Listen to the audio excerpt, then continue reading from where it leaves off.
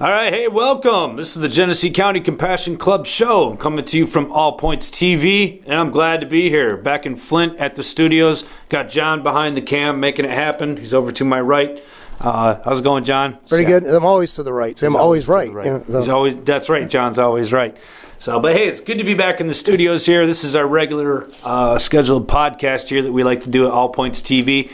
Going to bring you news and information from around the world about medical marijuana. That's what we're talking about here. That's what the Genesee County Compassion Club is all about, and that's what we do. So we want to get you informed and up to date. First of all, what's happening down at the Genesee County Compassion Club.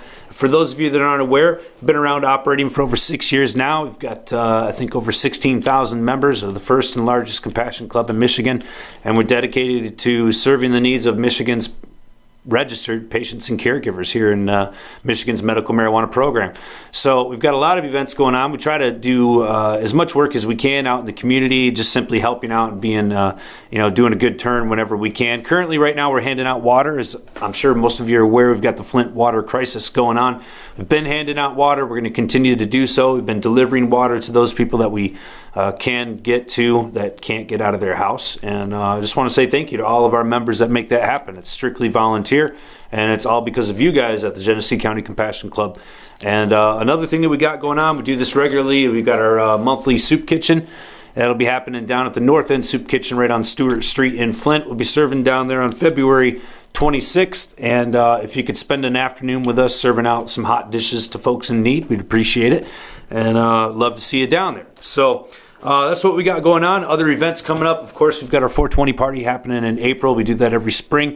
You can come on down, check out the club. It's a good time, and we try to really roll out the carpet for our members and just show them how much we appreciate them. So that's all about you, and we'd like to see you there. Want to let you know what's going on here in the state with medical marijuana. Obviously, there's a lot of different talk. You hear about things in the news constantly.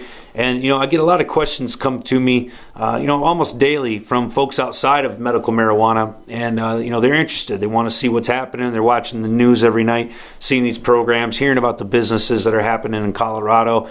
We got people that are interested in it for a myriad of different reasons. And so it's interesting to see, the interest getting sparked up as the continued growth of the program occurs. And of course, it's good to keep people informed and let them know exactly how does the program work, especially for those folks out there that are wondering, how do we get into this as a business? And I would caution folks of jumping into any business, and this would definitely be one of those I'd give you extra caution to. You first of all have to understand medical marijuana here in Michigan was authorized by Michigan's voting population. Over 63% of the people here in Michigan overwhelmingly supported this initiative, which did update our state's constitution and add in this provision for Michigan's medical marijuana program. It was done back in 2008.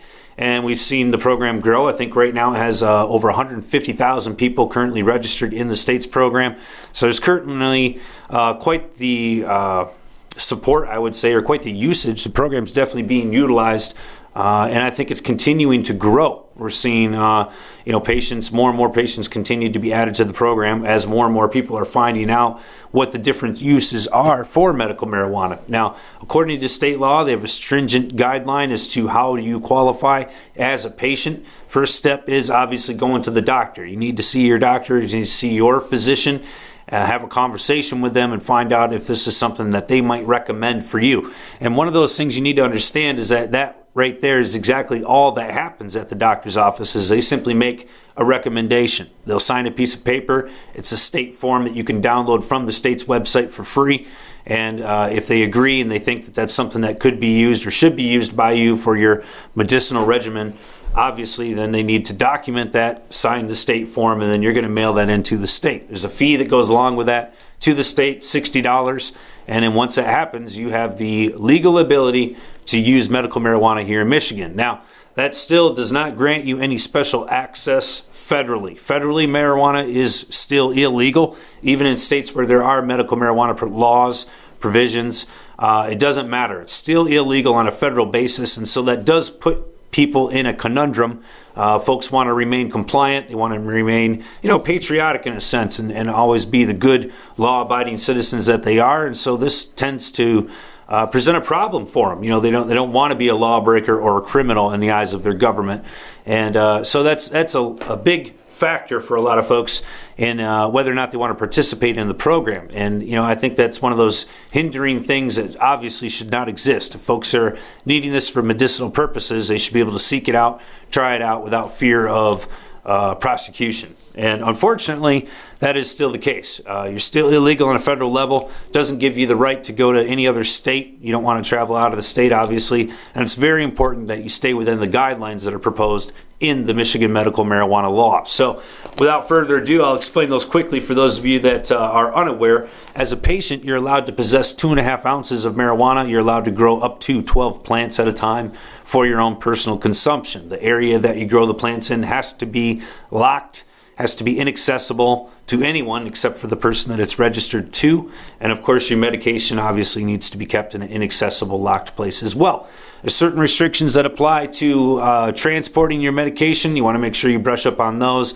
Biggest thing is needs to be out of reach, inaccessible, locked away in your vehicle, so you can make sure that there's no possible way that it could be consumed while you're traveling. And of course, you don't want to have the implication that you're driving under the influence. So very important there. You follow along with the guidelines of your limits, and also just how you how you actually possess the marijuana that you're now able to do so.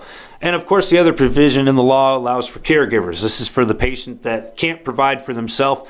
Maybe they can't do a garden, maybe they don't have a green thumb, or maybe they just don't have the space or the time to produce their own medication, so they can elect a person to do so for them. That person then has to get registered through the state's program and becomes that patient's personal caregiver. So then that caregiver has the ability to grow 12 plants for that particular patient and possess up to 2.5 ounces for that particular patient. So that's how the program works in a nutshell. It doesn't provide, for dispensaries, as you might have heard about. It doesn't provide for, any other person other than a patient or a caregiver to possess said plants or marijuana. So it's very simple in a nutshell. The protections there. It does provide protections for the caregiver to transfer the medication to the patient, to provide it for them. It allows the caregiver to receive costs associated with providing that medication, and it allows for the use of the medication by the patient, and of course all of the materials that may be involved in the medication process. So things like pipes, papers, scissors, paraphernalia, if you will. That's also protected in the law for the patients and for the caregivers. So there's some pretty, I'd say pretty stringent guidelines that are set forth in the law, but if you follow those rules, you can receive the protections therein, and it's very important that you do follow the rules. There's been a myriad of cases, a whole host of court cases that have gone on since this law passed, where there are supposed gray areas of what people can and can't do. People testing the limits, either, testing the limits from a patient caregiver perspective or testing the limits from a law enforcement perspective. You don't want to be on one of those testing groups, folks. You just want to stick with the limit and you should be fine. It's kind of like, if the speed limit says 55 and you want to travel at 60 miles an hour, well, then you're taking a chance that you might get ticketed for breaking the law. You say, well, everybody does it. I can get away with that. Well, maybe so, but I'd recommend you don't. In this program here, there's no leeway for 5 over. I'll tell you that. So I just wanted to give you guys a recap of how the law works and so on. And for those of you that haven't heard about it before, or maybe you had just some basic questions about, how do you get involved here? I mean, the basic first step is go see a doctor. And that's the most important thing. You have to have a bona fide patient relationship with your doctor, which means that you're going to have multiple visits with your doctor concerning your medical marijuana use. It's not going to be like a one and done. If you're getting your recommendation and they're doing it over the phone, you're not going to the right place. You need to go see a real doctor, and that way you can also make sure that you actually do receive the full protections provided to you by the law. And, if you don't have a real relationship, it could jeopardize you in court should you, face any type of criminal charges. So very important, again, that you follow the rules. There's plenty of different clinics around the state that you can visit if your own physician is not willing to talk about medical marijuana. There's quite a few doctors and quite a few different healthcare programs out there that don't allow their physicians to speak or to make recommendations about medical marijuana.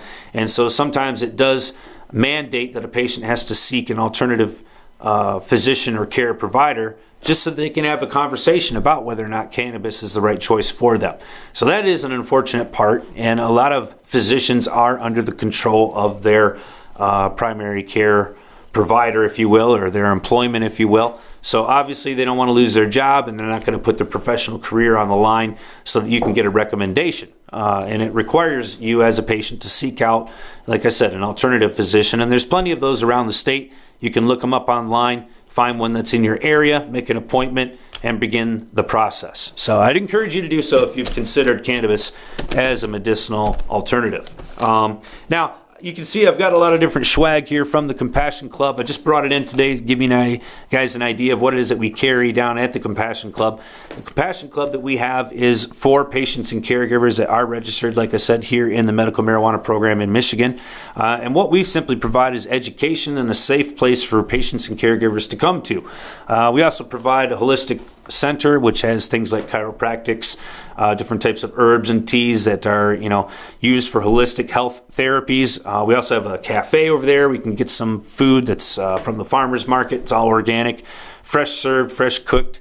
And then we've also have our lab, which provides testing for your cannabis to ensure that you're getting the good quality cannabis and you're not going to come across things that are, bad, basically like pesticides, mold, fungus, spores, things like this that you don't want in your medicinal material, of course. So, in fact, I brought in a little test sheet here. Well, I'm dropping stuff from our lab, and it just this is what you get when you do a test at the G3C, and it simply breaks down the different cannabinoids that are present in your cannabis and tells you exactly how much is there of each one of those. Also lets you know how much moisture is present, and then in addition to this, you can also test for molds, different bacterias, pesticides, things like that, and terpenes as well. So these are all things that are important to the cannabis consumer. They want to find out what is exactly in their medication, what is the level of quality that they're dealing with, and whether or not ultimately if it's going to be effective for treating their ailment.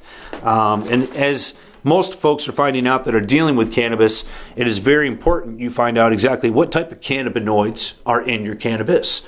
So THC isn't the only one out there, and I think most people have heard of that because that's the most popular one. It was one of the first cannabinoids that was identified. It's also the one that's responsible for the high that's associated with the drug. But there's other cannabinoids that are present there that offer medicinal properties in addition to THC, and the only way to find that out is by running a test. So you can get those done down at the G3C. We're pretty quick about getting your results right back to you, and I'd encourage you as a patient that if you're getting your medication, ask for a test. Find out what's in there. This is one of those things where our industry is promoting self-regulation, promoting self-quality assurance, and I think it goes to show the labors that caregivers and patients are going through to ensure proper practices when it comes to dealing with their health. And this is something that people are getting a lot more serious about nowadays and taking more of a personal responsibility, and I think it's something that we should encourage. If you've got something going on in your life, don't just take the doctor's word for it. Get involved, find out what else you can do that's going to help improve your situation along with your doctor's care. So some of the swag that I brought in here, I just wanted to briefly mention. We've got our brand new hats come in from California, straight from Grassroots. These are the custom-made, custom-designed G3C caps. They've, of course, got the secret stash spot in the top with your custom liner and everything. Check those out at the G3C. We've also got your grinder cards, your coffee cups, ashtrays, and so on. This book here is a real good informational one that we put out. It's called Medical Marijuana 101. And if you have a person in your family or a friend that is considering cannabis and wants to get some basic information, this here is a great read. Quick informational study, and it's got a lot of information just in general about what is cannabis and how is it used medicinally. So I encourage you to check those out if you get a chance. You can pick those up at the G3C along with a lot of the other books here. We've got Beyond Buds. This is a book that deals with different types of concentrates, things that are like I said, just beyond buds. It's information that deals with products that aren't just flower. And if you're in the cannabis medical market, you understand that there's a lot of different forms of your medicine out there. And of course, we've got the Ed Rosenthal books. We've got this one here, which is really just a standby for a lot of growers out there. This is the Marijuana Horticulture. A lot of folks refer to it as the Medical Marijuana Grower's Bible. This is put out by Jorge Cervantes. We've carried this in the club now for years. It's a top seller. I think this is probably it's literally got to be a bestseller. I mean, literally millions of copies of this book, but this is an extensive index really on exactly how to grow cannabis, and not just how to grow it, but how to process it for medicinal purposes. So definitely pick yourself up a copy of one of these if you haven't already. And if you have struggles in your garden, this book has a lot of answers in there for you, and a lot of remedies that you can try and figure out exactly, how to get that best cultivation technique that you're looking to seek out. So good stuff. All right, I got some news and information I want to share with you about medical marijuana. We always want to keep you abreast as to what's going on here in the state. And last week, if you didn't catch the podcast, we talked a little bit about the proposed bills that have been going on. These were bills that would affect the current medical marijuana program in Michigan. And I reported last week to my happiness that these bills are dead. Unfortunately, these bills, they kept getting more twisted as they went through the process of legislation, and ended up really just being sort of a carve-out thing for big business to step in and sort of monopolize the industry. And I think that's absolutely the wrong approach in Michigan. If you look at the advancement of the industry here in Michigan since 2008, even if you're not clued in at all to medical marijuana, you can't miss that in almost every town across the state there are indoor gardening stores present. And you might even find your local compassion club or distribution center if you're in one of the areas that are friendly to those. But you can't miss that there has been an explosion of growth just simply because of the passage of this law. And it certainly has had a positive impact here on Michigan's economy. And I think that's something that can only grow, if you will, no pun intended. And I think that we need to encourage it and cultivate it to grow. And if we go ahead and eliminate all of the businesses that have started by simply saying they're no longer licensed and we're only going to license 3 or 4 people to do this, obviously you're going to cut a whole lot of folks out of this industry and a whole lot of economy out of this state, which is not something that we need. So these bills, that's exactly what it looked like they were about to do, very similar to like what was going on in Ohio, where they had put together a ballot proposal for their voters to vote on in Ohio, and it failed because of the fact that it was really just simply a monopolistic type of system set up to benefit only a few people, and in the guise of providing medical marijuana to people who need it. So, we're not looking for get rich quick. We're just looking for some Main Street action. And I think that's what the majority of people here in Michigan are pushing for. So these bills, ultimately, they died. They were not able to gain enough support within their own committee, and for various reasons.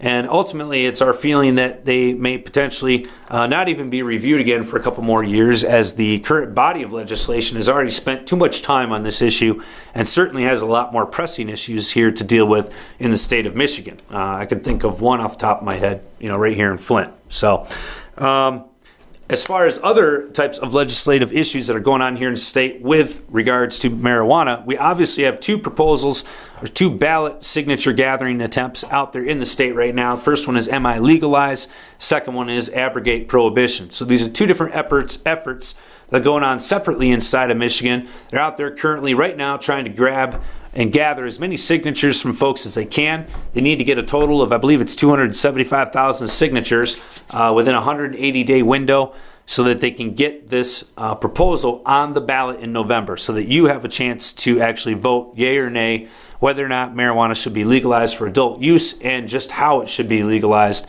So if they get enough signatures, either one of these proposals could make it to the ballot in November.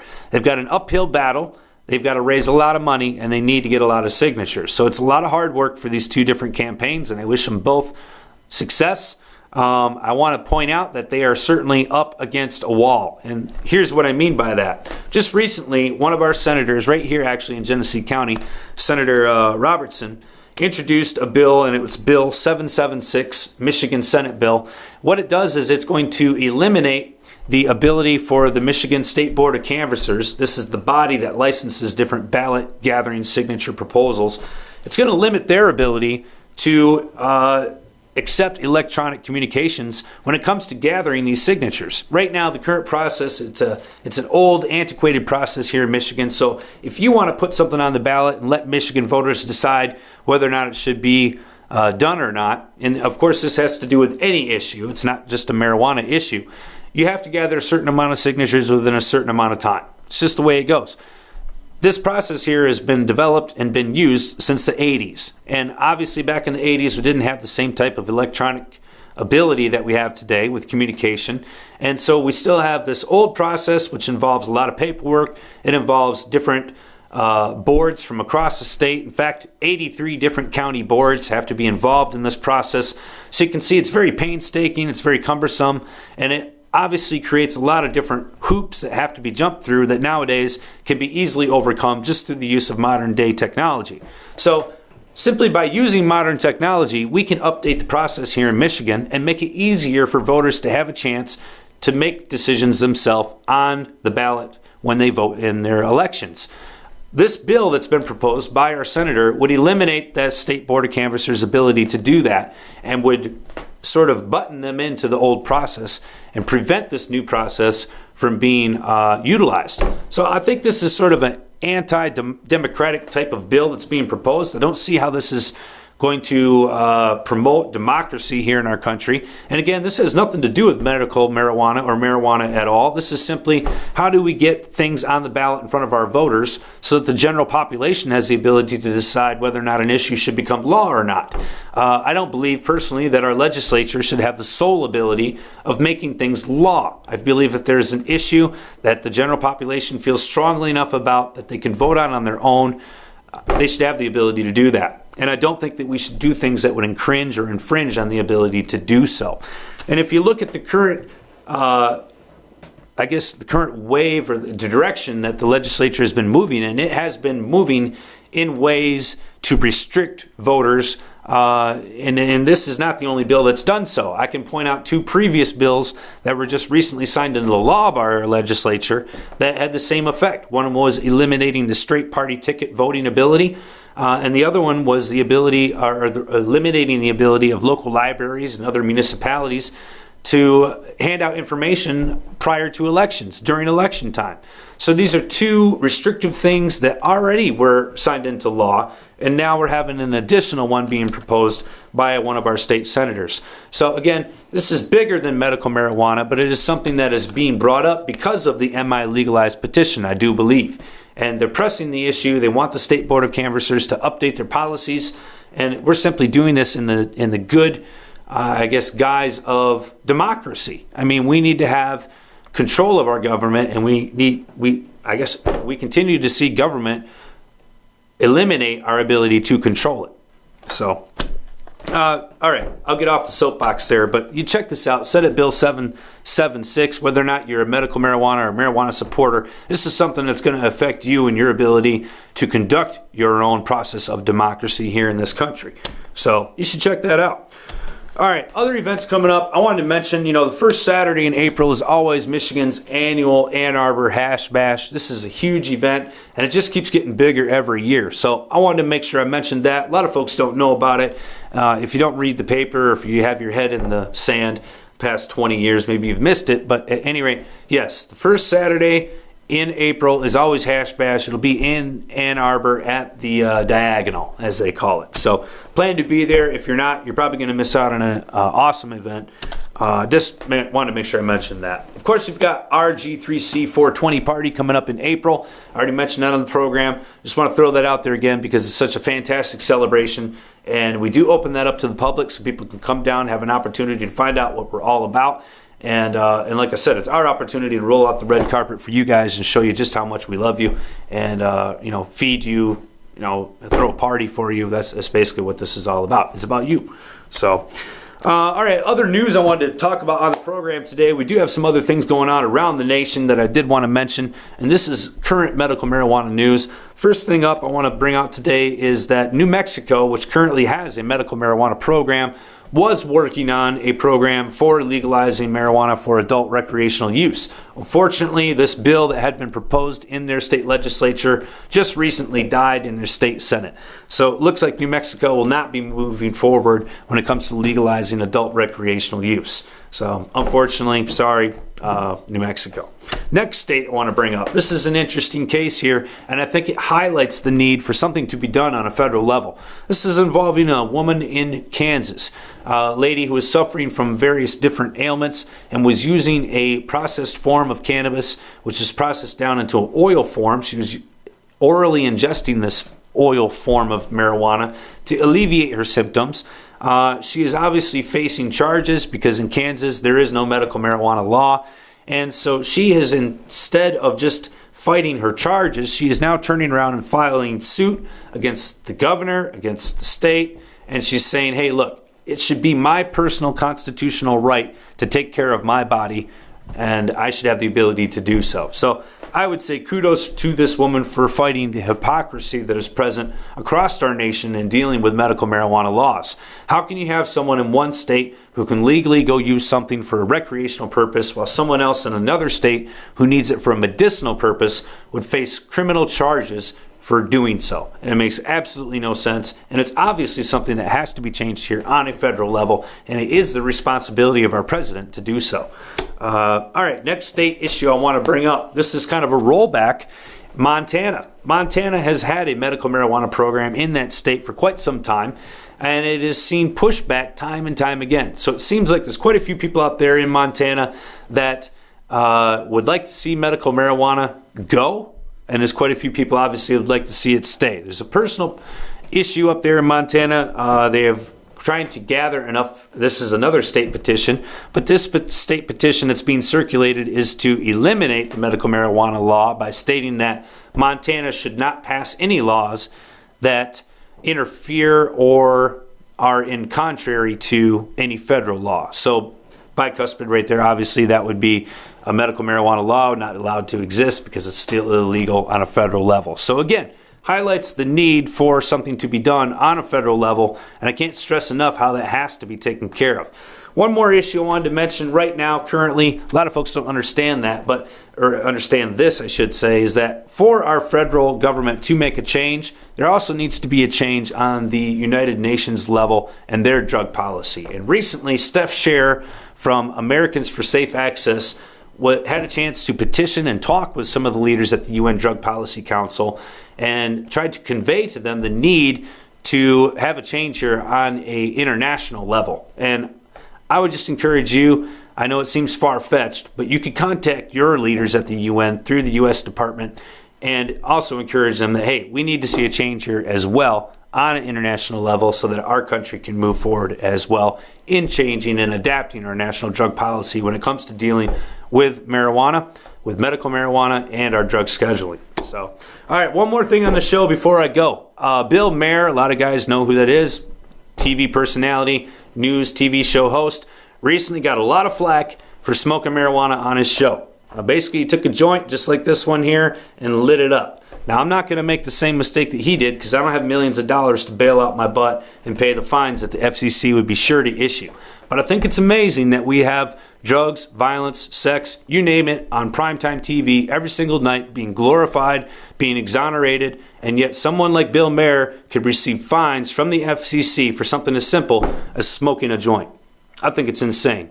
So if you think it's insane, maybe you'll contact one of your state senators or one of your state representatives, maybe your governor, who knows, and tell them how you feel. The only way we're going to get changes in this country is if we start doing something about it. So I'd like to wrap up the show with that today. I'd like to encourage you to get informed and get involved in your community. And I'd also like to thank you for joining me here on the Genesee County Compassion Club show and All Points TV. Be sure to check out allpointstv.com, All Points TV on YouTube, so you can see all the different downloads and the podcasts that are available, keeping you informed about what's happening here in the state of Michigan and also what's going on here in the city of Flint.